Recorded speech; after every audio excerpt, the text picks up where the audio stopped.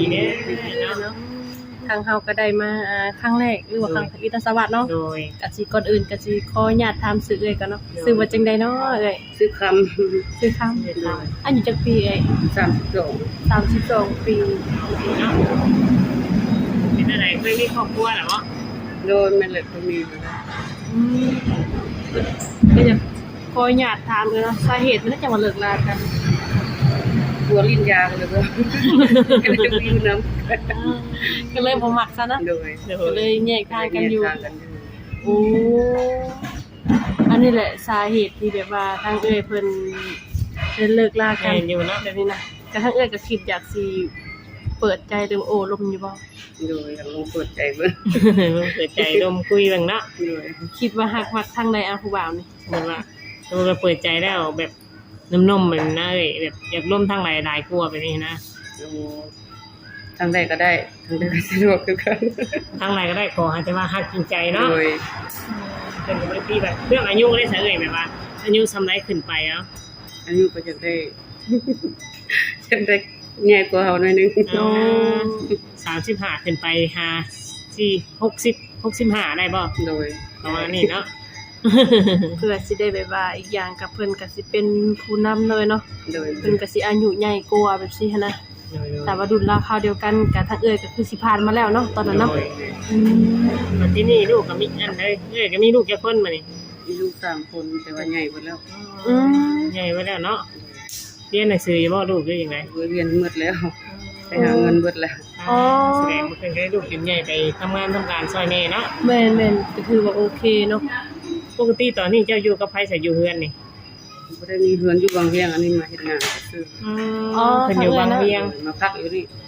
อืม เป็นคนบางเวียงเนาะมาเฮ็ดงานอยู่ที่นี่ อยากไปเที่ยวได้โอกาสเนาะ เดี๋ยวดนๆเนี่ยเอ้ยเมื่อเถื่อบ่ โดยมัน เอ้ยก็ผู้จบผู้งามเลย แม่นอยู่เนาะ หน้าตาคันสมมุติว่าทางผู้บ่าวเพิ่นเนี่ยเนาะเอ้ยเนาะอันเห็นเอ้ยแล้วเนี่ยเพิ่นคิดแบบว่าฮักมักทางเอ้ยบ่แล้วเอ้ยมีลิ้นเป็ดลิ้นลายอยู่บ่ โดยเล่น ลายเอ้ยก็ลิ้น เล่น โอเคเพราะว่าทางลายส่วนหลายพวกเพิ่นอยู่ต่างประเทศเนาะส่วนหลายหนุ่มต่างประเทศเพิ่นสิมักใช้ โดย เพราะว่ามันสิสะดวกสบาย สะ เนาะ ดวกสบายอีกอย่างส่วนโตวว่าซั่นซะเนาะ โดย อย่าสิขอเฟซหรือว่าขอไลน์หรือว่าทางเอื้อยเพิ่นเนาะแจกไปให้ทางหนุ่มๆเพิ่นเนาะสวัสดีเนาะ โดยโดย ถ้าเอื้อยก็แบบว่าบ่ได้เฮ็ดให้เฮ็ดนาบ่ โดยบ่ได้ บ่ได้เฮ็ดแบบคือทางลูกนี่ก็บ่ได้แบบว่าอยากมาหาเอื้อยบ่ซะบ่อยากอยู่นำเอื้อยบ่ เขาก็มาอยู่พอเขาอยู่เฮือนเขาใหญ่หมดเลยเด้ไปหาเงินไปมันยังเขาอยู่เมื่อเฮือนเขาก็เมื่อ เฮ็ดสบายแบบนี้นะแม่ก็ไปพุ่นพวกลูกก็ไปพุ่น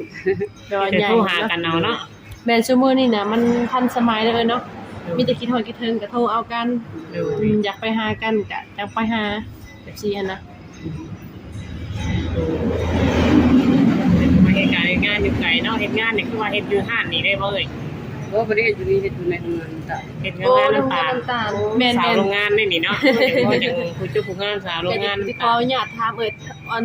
มันแบบเป็นรายเดือนบ่เดือนเท่าไหร่เกาะ โดยเขาจะเป็นรายเดือนมันมีหลายตำแหน่งเด้ ผู้ฮักบ่เคยเข้าใจเทื่อเนาะแต่ผ่านกายแบบนี้หั่น มื้อ นะ นี้วันหยุดบ่เอ่ยคือจังได๋ แม่นวันหยุดวันกิน ว่าวันอาทิตย์น่ะหยุด แต่ละอาทิตย์น่ะมีแต่หยุดแต่วันอาทิตย์ โดย โอ้ถ้าสูงสุดนี่เอ้าเงินเดือนนี่สูงสุดเท่าใดเกาะอยู่ในโรงงาน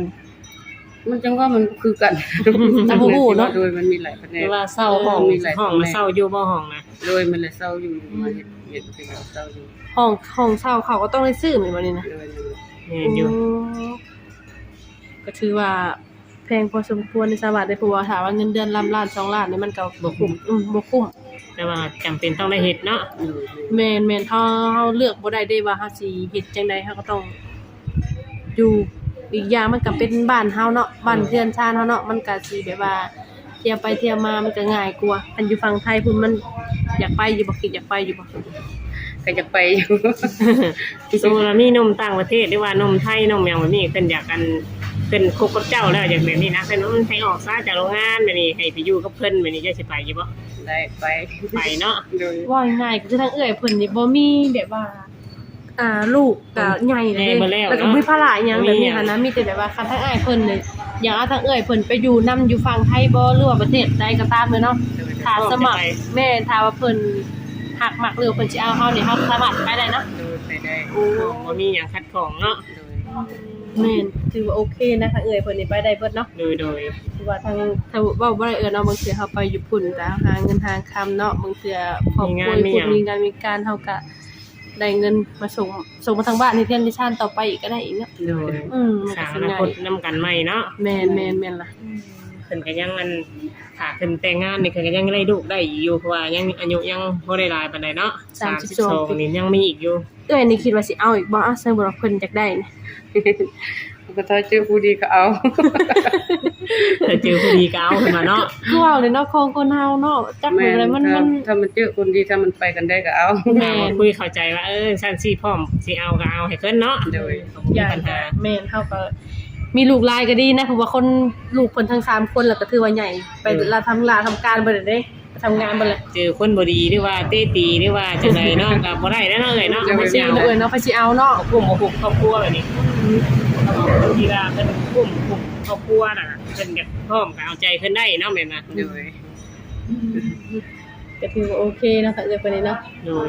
ถ้าว่าทางหนุ่มเพิ่นอยากเอาไปฟังตกฟังไทยนี่ก็ได้ไปนำทางใดก็ได้เบิด โดยสเปคทางไหนก็ร่วมได้เบิดคือแหละเนาะคือว่าอายุก็คือว่าอยากได้ใหญ่กว่าอยู่แล้วเนาะไผสิอยากได้อันจำน้อยปวดหัวอีกเลยเนาะ แม่น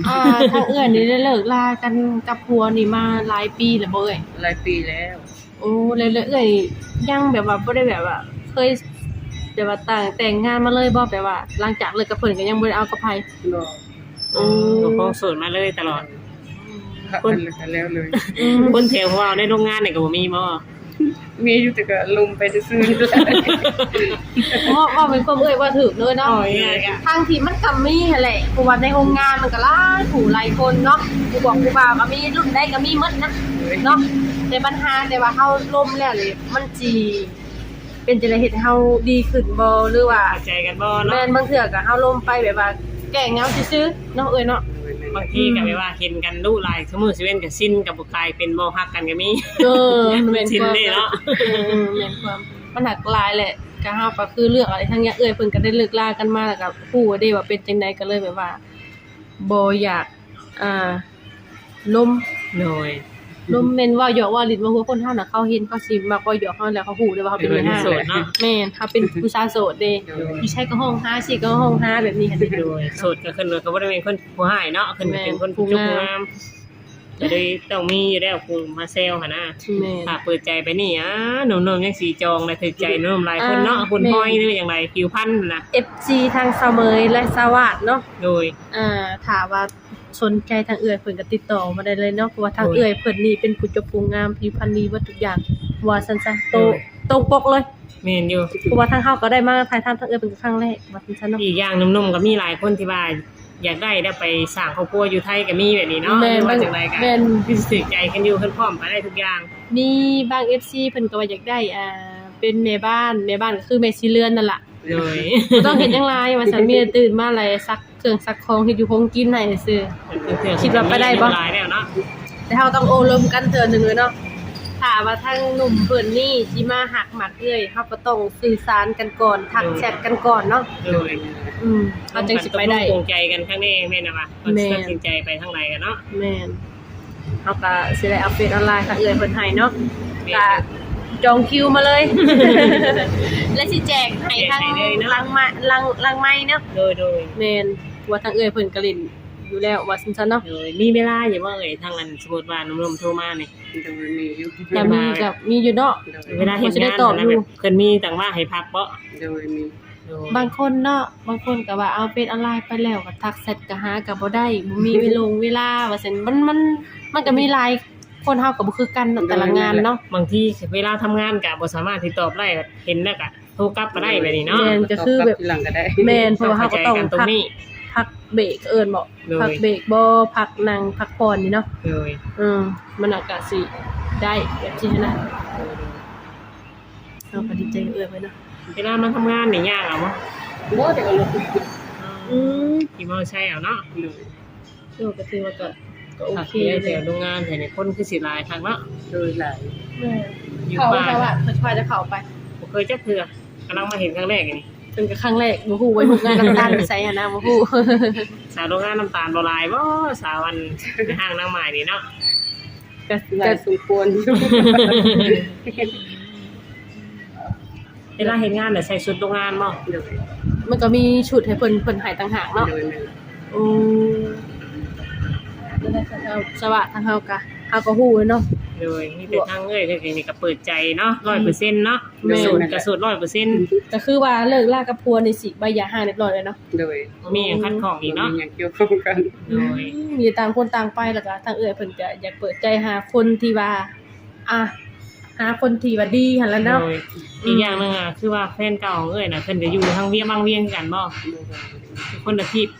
อืม บ้านเพื่อน บ่สามารถที่เกี่ยวข้องกันได้อีกเนาะ บ่ได้ดอกเพราะว่าคนละถิ่นนั่นนะ โดย ว่าซั่นๆเนาะ แต่เอ้ยทางเอ้ยเนี่ยก็เดินหน้าต่อไปอีกเนาะ แม่น เพิ่นสิได้ใหม่ไปอีก รถมาลายเนี่ยมื้อ เสี นี้ ยงโอ้เก่งแม่ขอโทษขออภัยนำเสร็จเข้าไปเนาะ เพียงตารถมัน แม่นอันนั้นได้ค่ะก็สิได้ขอต้อนรับเมื่อก่อนนะสวัสดีเนาะ โดย ทางเฮาก็สิได้อัปเดตให้พ่อแม่พี่น้องเบิ่งอีกเทื่อนึงเนาะ โดย คือสิเป็นอาทิตย์หน้าพุ่นแหละ เพราะว่าส่งวันอาทิตย์เนาะเพิ่น แม่ พั น กก่อนจังได้อัปเดตเนาะ แม่นๆ โดย ๆจากทางเฮาก็สิได้ขอตัวเมื่อก่อน ให้สมหวังและความรักเนาะให้เจอคนที่ดีๆเข้ามาแล้วก็ให้เจอคนแต่คนโสดพร้อมเนาะมีลูกมีเมียก็บ่อยากให้มาโอ้มาล้มมาคุยกันได้เนาะ แม่น โดย แต่คนสูตรเข้า คนโสดเนาะถึงสิอายุเท่าใดก็ยากคะแนนขอเป็นโสดแม่นล่ะวะ ลืมถามอายุเนาะอ่ะ อายุยัง อายุผู้บ่าวนี่เพิ่นมันจะว่า เพิ่ ให้ นบอกแล้ว ใหญ่กว่าว่าซั่นๆเนาะ เอ้ยกลัวแต่ว่าหาอัน35ขึ้นหา65ซะ70ได้ซะเอ้ย ก็เบิ่งตามสถานการณ์ เอ้ยมันต้องมือสภาพเนาะ โดย เป็นของเราเนาะ ต้องคุยกันเพิ่นก่อนเนาะ โอเคสบายดี สบายดี โอเคเนาะพ่อแม่พี่น้องทางซัมเมอร์เองก็ได้เข้าไปถ่ายทำทางเอ่ยคำเพิ่นเป็นที่เรียบร้อยแล้วเนาะถามว่าหนุ่มใดฮักมักทางเอ่ยเพิ่นก็ติดต่อมาเลยเด้อเนาะทางเอ่ยเพิ่นก็เป็นผู้สาวโสดว่าซั่นๆเนาะเพิ่นก็เป็นผู้สาวโรงงานว่าซั่นๆเนาะ